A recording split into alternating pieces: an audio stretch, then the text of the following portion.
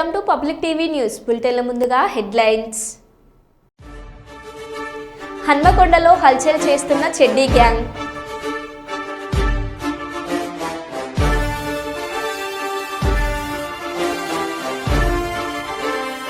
Hanamkonda Dharmasagar pump house నుండి గండి రామారం రిజర్వాయర్లకి వెళ్లే పైప్ లైన్ లీకేజ్.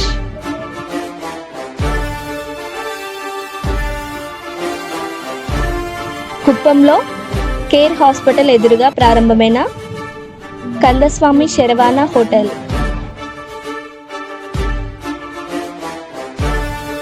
కాకినాడ జిల్లా పిఠాపురం మాజీ ఎమ్మెల్యే వర్మ జగ్గయ్య చెరువు అపార్ట్మెంట్లో పర్యటన.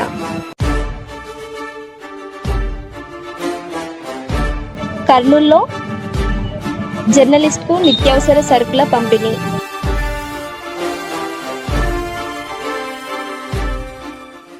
ఇక వివరాల్లోకి వెళ్తే, ధర్మసాగర్ పంప్ హౌస్ నుండి గండి రామారం రిజర్వాయర్లకు వెళ్లే pipe line leak. Hanamkonda Dharmasagar మండలం సాయిపేట గ్రామంలో పైప్ లైన్ లీక్ కావడంతో వృధాగా పోతున్న నీరు.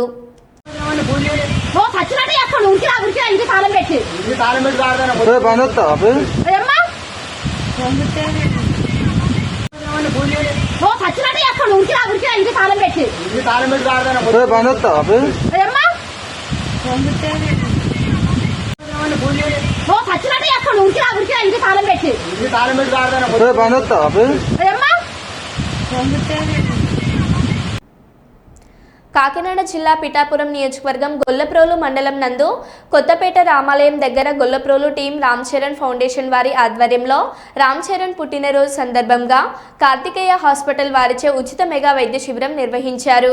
ఈ సందర్భంగా కార్తికేయ హాస్పిటల్ డాక్టర్ మొగిలి కాశీ విశ్వనాథ మాట్లాడుతూ, గొల్లప్రోలు టీం రామ్ చరణ్ ఫౌండేషన్ వారి ఆధ్వర్యంలో రామ్ చరణ్ పుట్టినరోజు సందర్భంగా మమ్మల్ని అప్రోచ్ అయ్యి ఉచిత మెడికల్ క్యాంప్ నిర్వహిస్తామని తెలిపారు.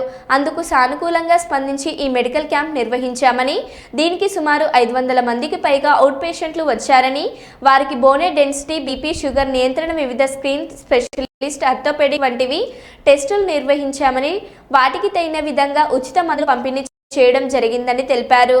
అనంతరం మొగిలి బాబ్జీ మాట్లాడారు.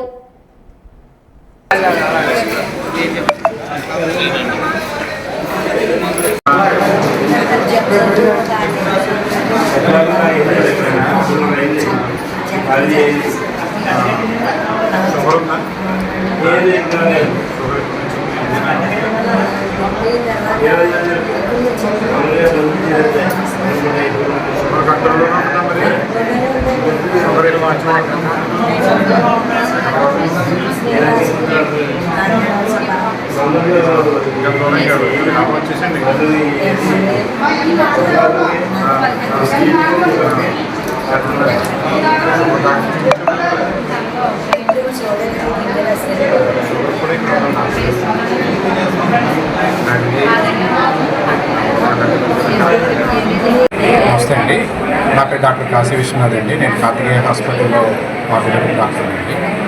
ఈరోజు సినీ హీరో గ్లోబల్ స్టార్ అయిన రామ్ చరణ్ గారి బర్త్డే సందర్భంగా టీం రామ్ చరణ్ వాళ్ళు మనం అప్రోచ్ చేయాలండి. ఆయన బర్త్డే సందర్భంగా ఉచిత మెడికల్ క్యాంప్ కండక్ట్ చేద్దామని చెప్పి.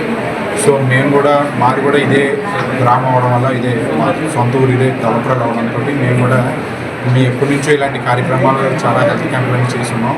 సో ఈ సందర్భంగా మా ఊళ్ళో మళ్ళీ క్యాంప్ పెట్టుకోవడం మాకు అవకాశం వచ్చింది కాబట్టి టీం రామ్ చరణ్ గారి వాళ్ళ ఆధ్వర్యంలో మా హాస్పిటల్ ద్వారా ఇక్కడ మెడికల్ క్యాంప్ కండక్ట్ చేస్తున్నాం. ఈ క్యాంపులో సుమారుగా 500 మంది పైగా పేషెంట్ని చూడడం జరుగుతుందండి. Orthopaedic, general medicine, ENT, dermatology విభాగాల్లో అందరికీ పేషెంట్లందరికీ ఉచితంగా ఓపీ చూస్తూ ఉచితంగా మందులు ఇవ్వడం జరుగుతుందండి. అంతేకాకుండా బ్లడ్ టెస్టులు, షుగర్ టెస్టులు, యూరిక్ యాసిడ్ టెస్టులు, ఈ బోన్ డెన్సిటీ తెలుసుకునే టెస్టులు కూడా ఉచితంగా చేస్తున్నాం. సుమారు మెడికల్ క్యాంప్ ఎంతమంది రావచ్చు? సుమారు 500 పైన వస్తారని ఎక్స్పెక్ట్ చేస్తున్నాం. ఇప్పటికే 300 పైన చూసాం పేషెంట్. ఇంకా చాలా వరకు బయట రిజిస్ట్రేషన్ అయ్యారు. 500 పైన చూస్తామని ఎక్స్పెక్ట్ చేస్తున్నాం.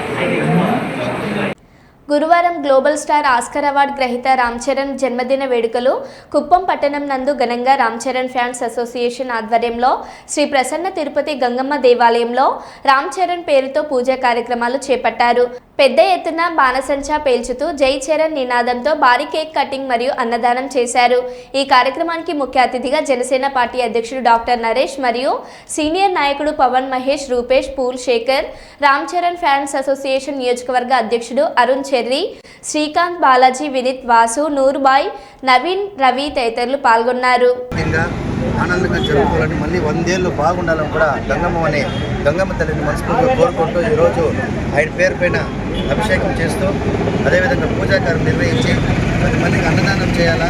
గవర్నమెంట్ హాస్పిటల్లో, ప్రభుత్వ ఆసుపత్రుల్లో పాలు, బ్రెడ్ కూడా పంపిణీ కార్యక్రమము, మొక్కలు నాటే కార్యక్రమము, ఇవన్నీ కూడా రామ్ చరణ్ ఫ్యాన్స్ అసోసియేషన్ తరఫున ముఖ్యంగా రామ్ చరణ్ అభిమానులు పెద్ద ఎత్తున మమ్మల్ని అందరూ కూడా మెగా అభిమానులందరూ కూడా పిలిచి ఈరోజు ఈ కేక్ కటింగ్, పూజా కార్యక్రమం, అన్నదాన కార్యక్రమము, కొన్ని సేవా కార్యక్రమం చేస్తున్నందుకు నిజంగా వారందరికీ పేరు పేరున వాళ్ళందరికీ ధన్యవాదాలు తెలుపుకొని కృతజ్ఞతలు తెలుపుకున్నాను.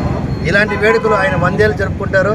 అదే వేడుకలు మీరు కూడా 100 ఏళ్ళు ఇలాగే ఇంతకన్నా బాగా జరుపుకోవాలని కూడా మనస్ఫూర్తిగా కోరుకుంటూ ఇలాంటి కార్యక్రమాలు చేసేదానికోసమే మెగా పవర్ స్టార్ అభిమానులు ఎప్పుడు కూడా ముందుంటారని కూడా తెలియజేసుకుంటూ ఆయన రామ్ చరణ్ ఎప్పుడు కూడా ఆనందంగా బాగుండాలని కూడా కోరుకుంటున్నాను. జై చరణ్, జై పవన్ కళ్యాణ్, జై చిరంజీవి. ఈరోజు మన global star mega power star మన రామ్ చరణ్ గారి జన్మదిన వేడుకలకి ఇచ్చేసిన జనసేన నాయకులు మరియు జనసేన పార్టీ సీనియర్ నాయకులు, మెగా అభిమానులు, రామ్ చరణ్ అభిమానులు, పవర్ స్టార్ పవన్ కళ్యాణ్ అభిమానులు ఇచ్చేసిన అందరికీ ప్రత్యేకంగా పేరు పైన ధన్యవాదాలు తెలుపుతున్నాను. మన గ్లోబల్ స్టార్ రామ్ చరణ్ గారు ఇలాగే ఇంతకంటే ఎక్కువ మంచి చిత్రాలు తీసి మనల్ని ఆదరిస్తూ ఇంకా మంచి పేరు రావాలి, ఇంకా స్థాయికి ఎదగాలని కోరుకుంటున్నాను. ఇలాంటి పుట్టినరోజు ఇంకా ఎన్నో జరుపుకోవాలి. ఆయన ఆనందంగా ఆరోగ్యంగా ఉండాలని కోరుకుంటున్నాను. జై చరణ్, జై చరణ్, జై చరణ్, జై జనసేన.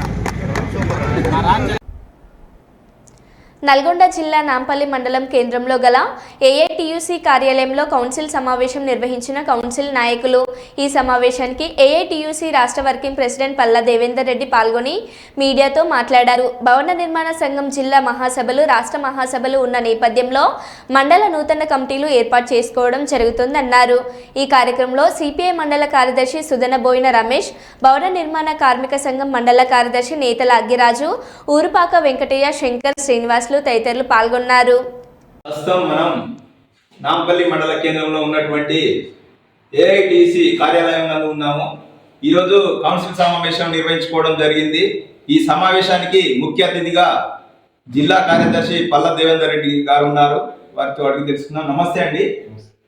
ఈరోజు కార్యక్రమం నిర్వహించుకోవడానికి ముఖ్య కారణం ఈరోజు భవన నిర్మాణ రంగంలో పనిచేస్తున్న కార్మికుల సమస్యలపైన మండలంలోనే అన్ని గ్రామాల దగ్గర భవన నిర్మాణ సమావేశం ఏర్పాటు చేసుకోవడం జరిగింది. భవన నిర్మాణ సంఘం జిల్లా మహాసభ, రాష్ట్ర మహాసభలు జరుగుతున్న నేపథ్యంలో ఈ నాంపల్లి మండలంలో కూడా భవన నిర్మాణ కార్మిక సంఘం మహాసభలను ఏర్పాటు చేసుకుని ఒక కొత్త కమిటీని ఏర్పాటు చేసుకుని ఈ మండలంలో ఉన్న కార్మికుల సమస్యలపై చర్చించి భవిష్యత్ పోరాట కార్యక్రమాలు రూపొందించుకోవడం ఈ సమావేశం యొక్క ప్రధాన ఉద్దేశంగా ఈరోజు ఏర్పాటు చేసుకోవడం జరిగింది. అదేవిధంగా పెద్ద ఎత్తున మహాసభ కార్యక్రమం విజయవంతం కావాలని మన అక్షర మీడియా తరపుకెళ్ళి కూడా మనం కోరుకుందాం. మన కుటుంబ పరిస్థితి ఏంటి, మన భార్య పిల్లలు ఎట్లా బతకాలి, పోతే ఈ కుటుంబ యజమాని కొంతమంది ఇల్లు కడుతున్నా, ఇల్లు యజమాని ఇస్తాడా, ఆయన శక్తి ఉందా, ఆయన కూడా పేదవాడు అయ్యి ఆయన పరిస్థితి ఏంటి. లక్షాధికారులు అయితేనే ఏదో 1,50,000 చేతుల నుంచి దులిపించుకొని వెళ్ళిపోతారు. కానీ పేద కుటుంబం వాళ్ళకి ఇల్లు కడితే వాళ్ళ పరిస్థితి ఏంటి. అందుకే ప్రభుత్వం ఆదుకోవాలని మేము డిమాండ్ చేస్తాము. ఈరోజు నిజంగా భవన నిర్మాణ కార్మికులు లేకపోతే ఈ సమాజం ఉందని మేము అడుగుతా ఉన్నాం. ఈరోజు మనం బిల్డింగ్లో కూర్చున్నాం. ఈ బిల్డింగ్ కట్టింది ఎవరు? ఆ ఫిమేస్లో కట్టారు కదా, మేసీలు కట్టిన వాడికి బిల్డింగ్లో కూర్చున్నాం. ఈరోజు ముఖ్యమంత్రి అంత పెద్ద అదేంటిది సెక్రటరీ కట్టారు, భవనం కట్టారు, ఎంత పెద్ద భవనం కట్టారు, రాజభవన్లా కట్టారు. చూసారు కదా అంబేద్కర్ భవనం, అంత పెద్ద భవనం ఎవరు కట్టారు? మిషన్ కట్టినాయా, కంప్యూటర్లు ఏమైనా కట్టినాయా, పరీక్షలు ఊరుకొచ్చి పెట్టారు, అప్పు పెట్టారా? అదంతా కార్మికులు కట్టిందే. రాష్ట్రంలో కష్టపడి కార్మికులు కట్టింది. ఏ కార్మికులైనా కావచ్చు, హైదరాబాద్ కూడా, బాంబే కట్టింది, ఎవరు కట్టింది, సరస్వతి కార్మికులే కట్టారు అంత పెద్ద భవనం. ఈరోజు కలెక్టరేట్లో నల్లగొండ కలెక్టరేట్ అంత పెద్ద బిల్డింగ్ ఎవరు కట్టారు? కార్మికులే కట్టారు. ఎస్పీ బంగ్లా, కలెక్టర్ బంగ్లా, మన ఎంఆర్ఓ, ఎండి ఆఫీస్, ఏ బిల్డింగ్ అయినా మనం కట్టే కదా. మనం కడితేనే అధికారులు అలా కూర్చుంటున్నారు. ఈరోజు ప్రాజెక్టులు కడుతున్నాం. ప్రాజెక్టులు కట్టే వాళ్ళు కూడా కన్స్ట్రక్షన్ వర్కర్లు ఉన్న వాళ్ళే. ఈ రోడ్లు ఇప్పుడు ఈరోజు డబల్ రోడ్ వేస్తున్నారు. నాంపల్లి నుంచి దేవరకు మళ్ళీ దాకా డబల్ రోడ్ వేస్తారు. ఎవరు వేస్తున్నది? మొత్తం మిషన్ వేస్తుందా? మొత్తం జేసీబీ వేస్తుందా? దాంట్లో కార్మికులు ఉన్నారు కదా. కార్మికులు లేకుండా మొత్తం అది జేసీబీ లేదు కదా. ఈ రోడ్లు వేసిన ప్రాజెక్టులు కట్టినా మన కార్మికుల శ్రమ ఉంది. మనం చేస్తున్న వాటికన్నా కొద్ది గొప్ప ఈ సమాజంలో అభివృద్ధి అనేది కనబడుతుంది. మనం ప్రాజెక్టులు కట్టకపోతే నీళ్లు ఉంటాయో, నీళ్ళు లేకపోతే వ్యవసాయ పంటలు అంతాయో, ఇప్పుడు ప్రాజెక్టులు ఎవరు కడతారు? కార్మికులు మనమే కడతాం. ఈరోజు రోడ్లు వేస్తేనే కార్లు బస్సులు అన్ని తిరుగుతా ఉన్నాయి. రోడ్లు లేకపోతే చిత్తూరు జిల్లా కుప్పంలో రెండో రోజు రాష్ట్ర ముఖ్యమంత్రి నారా చంద్రబాబు నాయుడు సతీమణి నారా భువనేశ్వరి పర్యటన. కుప్పం పిఎస్ గెస్ట్ హౌస్ వద్ద ప్రజల నుండి అర్జీలను స్వీకరించిన భువనేశ్వరి. కుప్పం పట్టణంలో నూతన ఇండియన్ బ్యాంకును ప్రారంభించిన భువనేశ్వరి పొదుపు సంఘాల మహిళలకు చెక్కులను అందించారు. నారా భువనేశ్వరి మాట్లాడుతూ కుప్పంలో ఇండియన్ బ్యాంక్ వారు మహిళలకు ప్రత్యేకంగా ఏర్పాటు చేసిన బ్యాంకును ప్రారంభించడం చాలా ఆనందంగా ఉందని, మహిళలు ఎటువంటి కష్టాలైనా ఎదుర్కొని తన సొంత కాళ్ళ మీద నిలబడాలనే విధంగా మహిళలకు ఈ బ్యాంకు ద్వారా అన్ని విధాన సహాయ సహకారాలు అందించడం జరుగుతుందని తెలిపారు. సంఘాలకు శాంక్షన్ టికెట్ ఇవ్వవలసినదిగా మన ముఖ్య అతిథి గౌరవనీయులు శ్రీమతి నారా భువనేశ్వర్ గారిని కోరుచున్నాము. అమ్మా ఇలా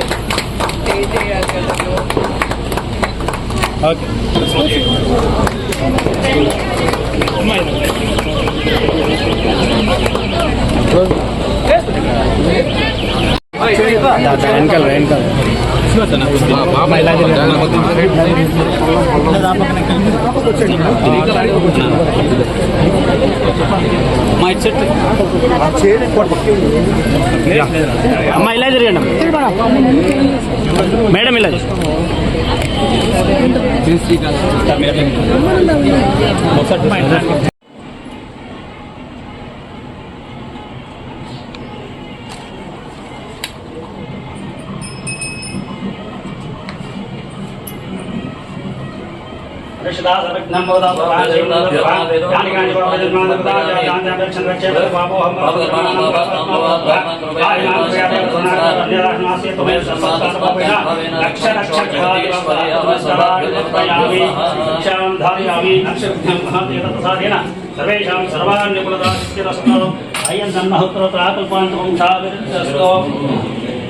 కానీ చాలా జరుగుతున్నాయి ఈ సైబర్ క్రైమ్స్. నేను ఒకటే రిక్వెస్ట్ చేస్తున్నాను బ్యాంక్ వాళ్ళని కూడా, ఇక్కడికి వచ్చే వాళ్ళని అది కూడా మీరు చెప్పాలి ఏమేమి జరగచ్చు, వాళ్ళ అకౌంట్ని ఎట్లా వాళ్ళు హ్యాక్ చేసి వాళ్ళ అకౌంట్ నుంచి డబ్బు తీసుకుంటారు, అది కూడా కొంచెం వచ్చిన వాళ్ళకి వివరించి చెప్తే అది కూడా మహిళలకి మంచి చేస్తుందని నేను కోరుతున్నాను. సో మరొక్కసారి ప్రతి స్త్రీని మీరు బ్యాంక్ లోన్స్ తీసుకుని మీకోసం మీరు కష్టపడాలి, మీరు పడగలరు కూడా. ఆడది పడే కష్టం మగవాడు కూడా పడలేడు. మనకి ఆ శక్తి దేవుడే ఇచ్చాడు. ఆ శక్తితో మీరందరూ ముందుకెళ్ళాలని నేను కోరుతున్నాను. మరొకసారి మహిళా శక్తికి నా హృదయపూర్వక నమస్కారం. ఆ ప్రతి ఒక్క మహిళలో కూడా ఆ శక్తి అనేది ఉంటుంది, అది మీరు గుర్తుంచుకోవాలి. ఇప్పుడు మన రాజేశ్వర రెడ్డి గారు కూడా అన్నారు, కుటుంబంకి ముఖ్యం ఒక తండ్రియే కాదు, ముందల ఒక తల్లి అనేది చాలా ముఖ్యం. ఎందుకంటే తల్లి తను ఏది సంపాదించిన తన భర్తకి తన పిల్లలకి ముందల ఆలోచన వస్తుంది. కానీ చంద్రబాబు నాయుడు గారు మహిళలు వాళ్ళ కాళ్ళని ముందుకు తీసుకెళ్లారు. ఇప్పుడు ఆ డ్వాక్రా మహిళా గ్రూప్ ద్వారా వాళ్ళు 30,000 కోట్లు వాళ్ళు లబ్ధి పొందారు. దాని ద్వారా దాని మీద కూడా వాళ్ళు అప్పు చేసి వాళ్ళు రూపాయి మహిళలు ఆలోచించాలి, అది ఎట్లా మనం తిరిగి ఇవ్వాలి. ఆ డబ్బు ఏదో కుటుంబం కోసం నేను మీలాగానే ఒక సాధారణ ఇంటి గృహిణినే. మహిళా శక్తికి నా హృదయపూర్వక నమస్కారాలు. ఇవాళ ఇండియన్ బ్యాంక్ ఎస్పెషలీ ఇది మహిళల కోసం ఈ బ్యాంక్ ఓపెన్ చేయటం, ఆ ఐడియా రావటం, ఆ బ్యాంక్ మేనేజర్ గారు కానీ జిఎం గారు గారికి వాళ్ళందరికీ నా ప్రత్యేక ధన్యవాదాలు. ఇప్పుడే నేను చూశాను, ఇది మహిళల బ్యాంక్ కనుక ఆవిడే గుర్తు చేసేవారు నాకు. నేను ఆవిడ గుర్తు చేశారు కనుక ఇవాళ నాకు గర్వంగా ఉంది. ఈ లేడీస్ మహిళా బ్యాంకు పొదుపు సంఘమైన మన మహిళల కోసం ఈ బ్యాంకు ప్రారంభించడానికి ఒక మహిళగా నాకు చాలా సంతోషంగా ఉంది. ఈ విషయం ఎందుకు చెప్తున్నానంటే జగిత్యాల జిల్లా కొడిమ్యాల మండల కేంద్రంలో కళామెడ కళా సాహితీ తారకరామ కళా నిలయం ఆధ్వర్యంలో ప్రపంచ రంగస్థల కళా దినోత్సవాన్ని ఘనంగా నిర్వహించారు.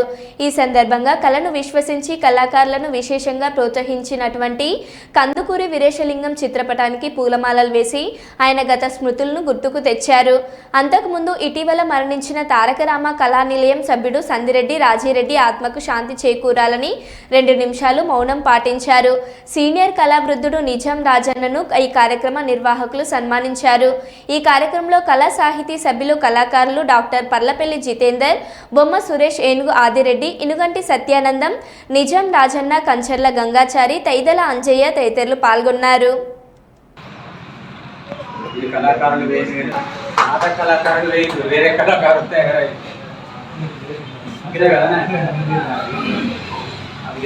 కందుకూరి వీరేశలింగం లాంటి కళాకారులు తయారు కావాలి.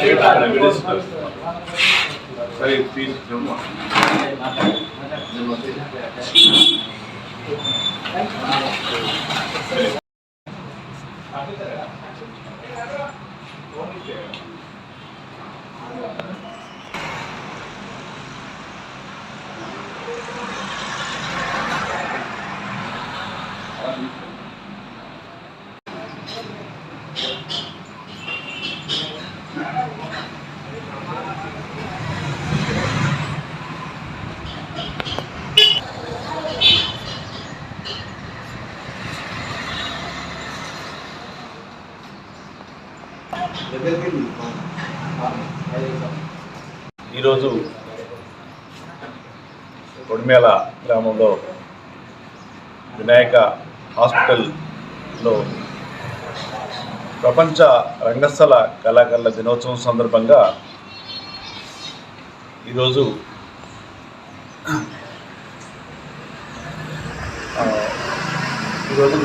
కార్యక్రమం నిర్వహించడం జరిగింది. ఈ కార్యక్రమం కళామెడ కళా సాహితీ మరియు తారకరామ కళా నిలయం వారి ఆధ్వర్యం లోపల ఈ కార్యక్రమాన్ని నిర్వహిస్తున్నాం. ఈ కార్యక్రమం సందర్భంగా ఈ మధ్యనే మరణించిన రాజిరెడ్డి కళాకారుడికి ఆయన మృతికి నివాళులు అర్పిస్తూ కార్యక్రమం ప్రారంభించాం. అలాగే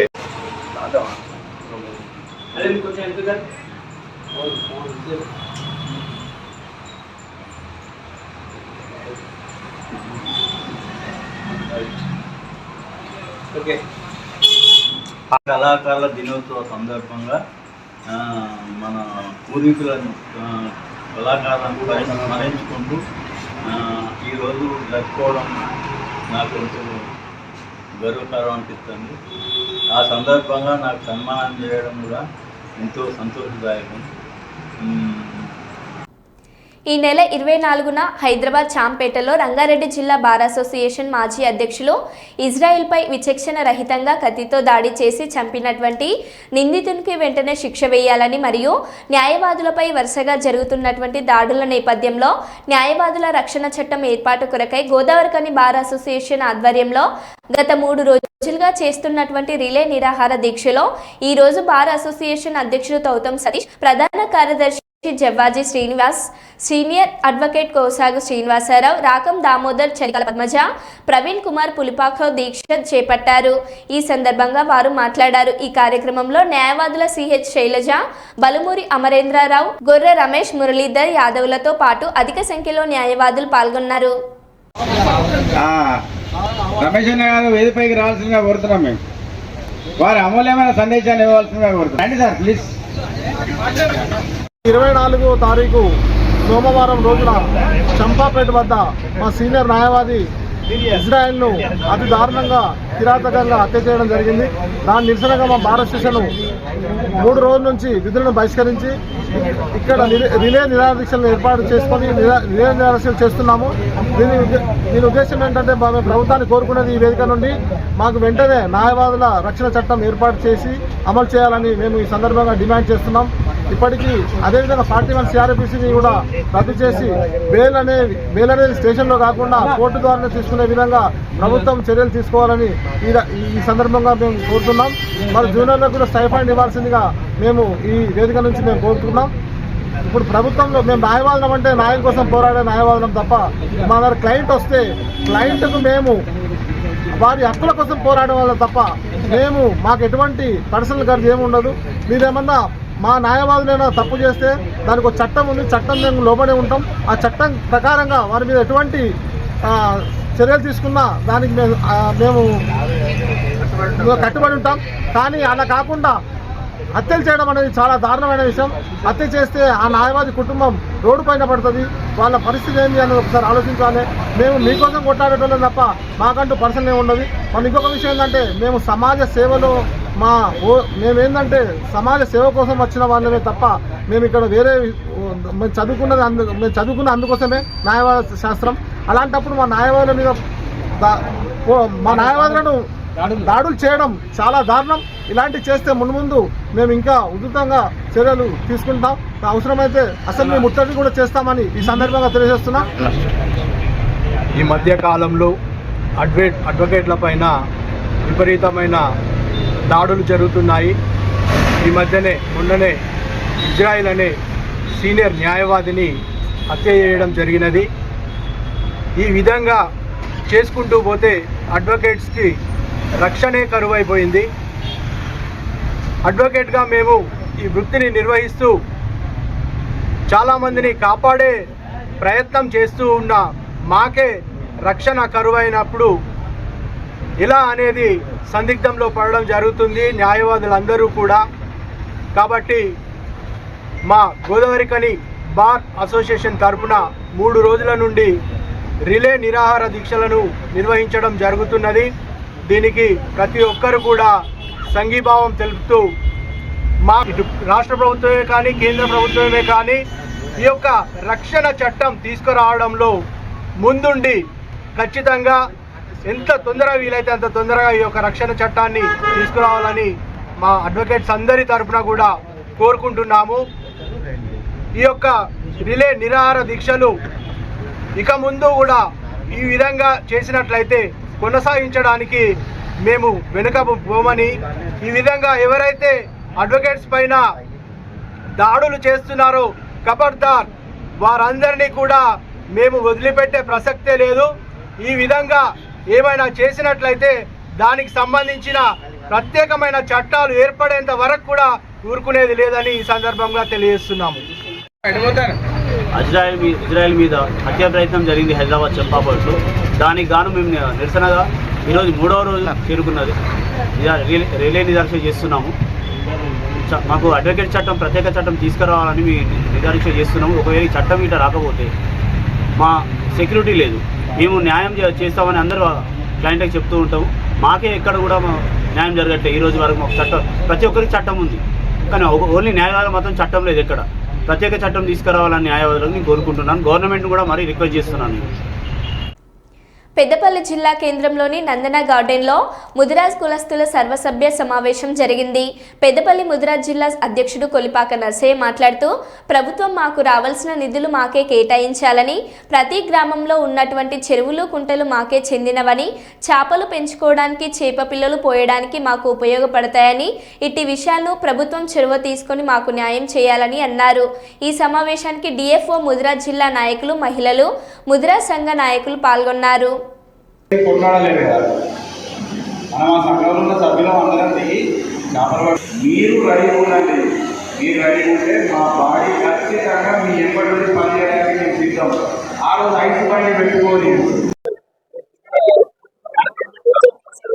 ఈ పెద్దపల్లి జిల్లా నుంచి మేము గవర్నమెంట్ అడిగేది ఎక్కువ ఏంటంటే మా మత్స్య కార్మికులకు మాకు ఇంత ముందుగా చేప పిల్లలు ఇచ్చారు కాబట్టి అట్లా ఇవ్వకుండా మాకు రైతు బంధుగా మత్స్యకారులకు ఈ రైతు బంధు ఎట్టిస్తున్నారో మత్స్యకారులకు సుతా రైతు బంధు ఇవ్వాలి.